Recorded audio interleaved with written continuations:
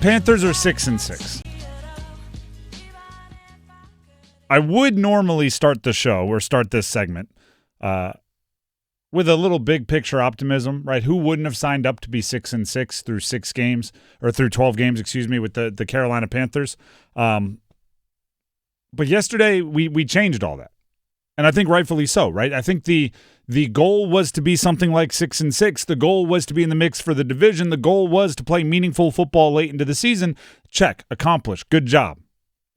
Now, as of yesterday, right, when the Bucs lost and the division became up for grabs, it became loftier goals, right? You moved on to the next checkpoint. Not off to a hot start going for the next checkpoint. 20-9 loss to San Fran on Monday Night Football. And the worst part about it isn't that you lost to San Fran. It's not. Right? There's no moral victories, but there's ways you lose that game and you come in today maybe optimistic. But the reason why it was such a bummer is because San Fran tried to give it to you. And your difference makers, particularly on the defensive side of the ball, made a difference. And you have to take advantage of that. If J.C. Horn gets you 2 free possessions with some pretty unbelievable defensive plays, you have to win that game. Right? You have to win that game. If Bryce Young throws an absolutely unacceptable interception and the refs aid in another interception later on out of your control, whatever you want to call it, and you still win the turnover battle, you have to win that game. So the question becomes, how didn't they? How did they not? Well, I'll tell you right now, the early interception by Bryce, to me, changed everything. Not only taking away the 7 points or the 3 minimum that you should have when you get the ball down that low, and especially into the low red zone, especially after a turnover, all of that. But to me, it put everybody on edge. Everybody clammed up a little.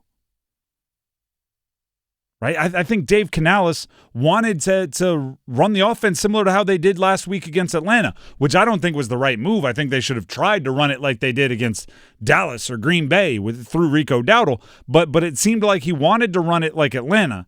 But the issue was he didn't trust Bryce to go downfield because he made the big mistake early. So you were penned in to the parts of the passing game that didn't scare you.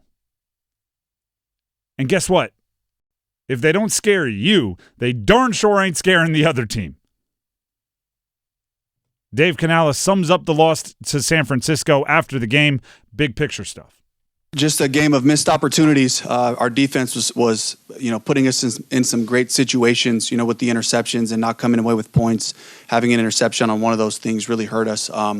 Some basic things, a couple of penalties put us in long drives, a drop on third down.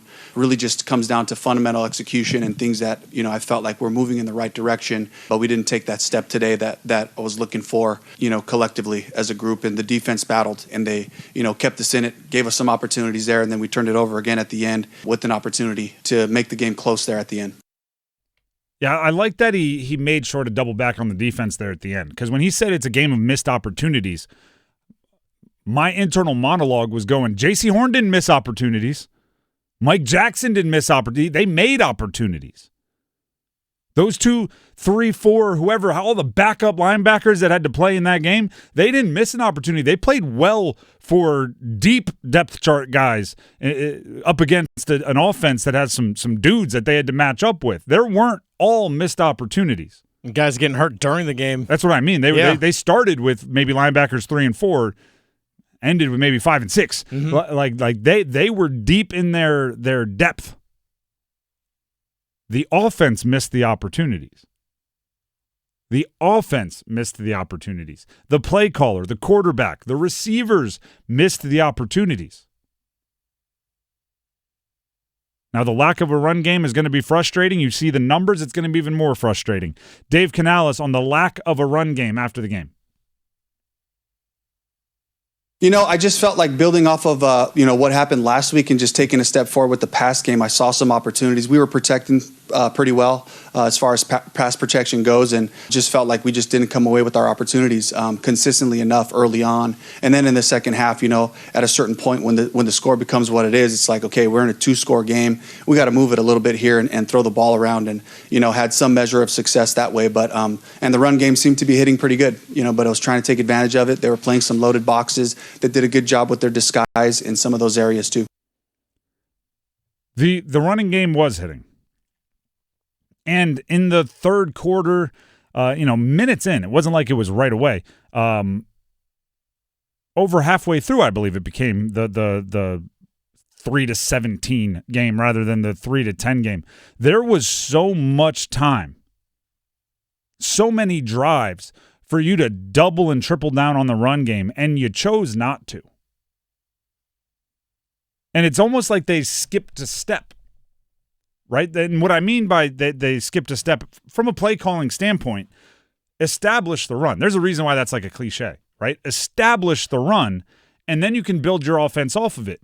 It's almost like they just assumed that the run would be treated as if it were established because Rico 2 months ago ran for 200 yards, and they just started with, like, in crucial situations, play action and things. But in actuality, the run game probably would have picked up those crucial situations, or at least I believe they have a much better chance than what you ended up doing. Agreed. And then once you pick up those crucial situations in the run game a few times, that's when you can come with your favorite play action. That's when you can come with your favorite tricky little pass play, because they're already thinking, can't give up the run again, can't give up the run again. You never made them think that. Now, here's where I'm going to contradict myself just a hair. Okay. It is really tough to get mad at an offensive coordinator, a play caller, for not showing confidence in the quarterback, and then get mad at them for giving them the opportunity to make what was a relatively simple play down on the goal line, right? First down and 1, right? Whatever it was, 2. First down on the goal line, you call play action. From a quarterback's perspective, if it's not wide open, throw it away. Right? If you are going to make the throw that he did that was intercepted, there's a rule about the back of the end line. When you're throwing to somebody on the back part of the end zone, that back sideline or back out of bounds line, high. Yep. Because your guy's going to be able to jump and get it, and if he doesn't, it just sails 2 rows into the stands and you're fine. Think Dwight Clark from Joe Montana, the catch. Like, that's where you put a ball. You don't put it short, because guess where all the defensive players are? Right there. They're short. Right, and short, closer to you, inbounds, if you will. Underneath. Yeah, high is where that's a rule, right? And the front of the end zone, you throw it low. Why? Because you want guys are on your back. You want to use your body to protect it. Back of the end zone, you throw it high. These are not places where you need to worry about yak, right? Possession, play over. You catch it, touchdown. So you don't have to put it, in a place where they can catch and run, or in a place where they can catch and protect. It's a place where if they catch it, it's a touchdown. So you put it high, make it a tougher catch for them. You can't leave it short. And, as everyone said online to me a million times, probably could have ran for the touchdown. There's a shot. Looked like it. So in that case, it rarely happens. Everyone always jokes that with a pass play, there's 2 bad things that can happen: incomplete or interception. Only one good thing can happen, completion. In that play, I truly believe, based on Bryce's decision, there were like 4 decent outcomes. Some were great. Some were okay, right? You throw it away. You throw that thing 10 rows in the stands. All right, now Rico gets to try to run it in on the next play. You put it high. Maybe your guy makes a catch. Maybe it bounces off his fingertips and goes out of bounds. All right, now you got your next best play on the goal line. You try to run for it. You might score. Also, you get tackled. Okay, now we get to try our next best. The only thing he couldn't do is what he did. So it's like, gosh, did he get cute with the play calling? I've been screaming at him to trust Bryce all season. Don't play Bryce if you don't trust him to make that call, if you don't trust him to make that play. It's a very, I would assume most JV football coaches would trust their quarterback to get out of that play without catastrophe. Now, they might call him over to the sideline and say, hey, listen, if it's not wide open, throw it away. Like, you might give them that extra, but you could do that to Bryce too. If you don't trust Bryce to execute that play call, at least to the point of zero emissions, a throwaway or a tuck it and take the sack or something, you can't play him. So that's where I struggle, because I don't like the play call. But I also acknowledge it's not a high-risk play call in and of itself. You gave him a lot of exit ramps. So that's what I'm talking about when I say there's like blame pie going to everybody. Don't love the play call, would have liked to see him establish the run. Hate the execution of a play call that shouldn't have been catastrophic. And I get what Canales was thinking. Get him an early touchdown pass. Get the confidence flowing, right? Make him look good. Oh, now we're tied, and it's because he threw for it, even though it would actually have been because, a defensive turnover put you down on the goal line. Like, you can steal some momentum for your quarterback as long as he doesn't do that. Well, like you heard Dave Canales say, he wanted to build on the momentum of last week. Yep. Which was what? 448 yards. But also, and let me bring up the exact totals here because I don't want to misrepresent. Mm-hmm. If I remember last week, even though the running game was not through the roof, Rico Dowdle finished with 19 carries. Yeah. They were 19 ineffective carries, but they were necessary, right? You have to just keep making it a point. That's what San Francisco did all night with McCaffrey. He ran it 24 times for 89 yards. All night, all season. Yeah. Like last night was not an unusually ineffective game on the ground for Christian McCaffrey. He's like a 3.5 yards per carry guy all year, and he's way out touching everyone in the league. Because guess what? Kyle Shanahan is what you hope one day Dave Canales can evolve into as a play caller.